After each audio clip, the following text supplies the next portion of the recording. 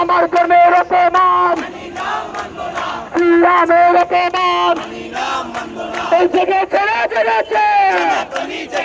এই সনাতনী জেগেছে এই লেগেছে এই রক্তে আগুন লেগেছে অ্যাকশন টু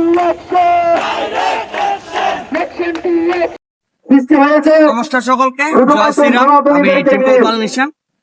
আপনারা জানেন যে বিষয়টা, ওইটা নিয়ে আমি একটা সাধারণ ডায়েরি করেছি।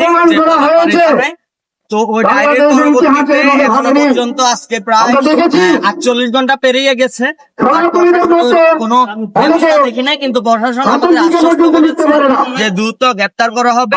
কিন্তু এরকম এর আগে দেখেছেন যে তো আমরা সনাতনীরা যতই মামলা মানে আমরা প্রশাসনের সহানুভূতি অথবা প্রশাসনের প্রতি যতটুকু আস্থা রাখতে যাই, প্রশাসন ততটাই আমাদের নিরাশ করে। আমরা তাহলে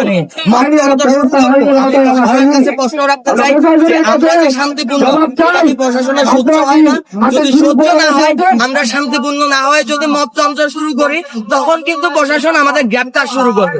শুধু সনাতনীদের বলে আজ পর্যন্ত যে মিথ্যা মামলা দিয়ে সনাতনীদেরকে কারাগারে আটকিয়েছে, তাদের আজকে পর্যন্ত একজন কার্যকর হয় নাই, একজন এরকম অহরহ লিস্ট আছে আমাদের কাছে।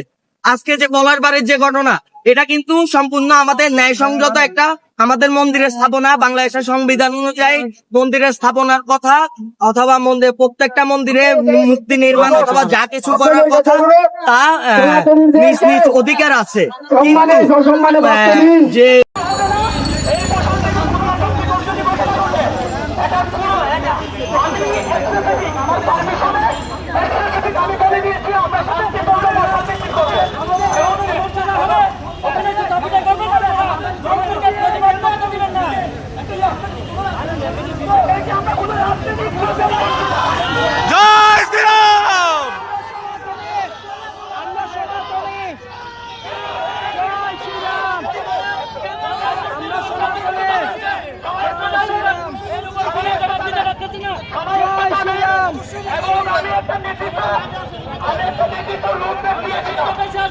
আমার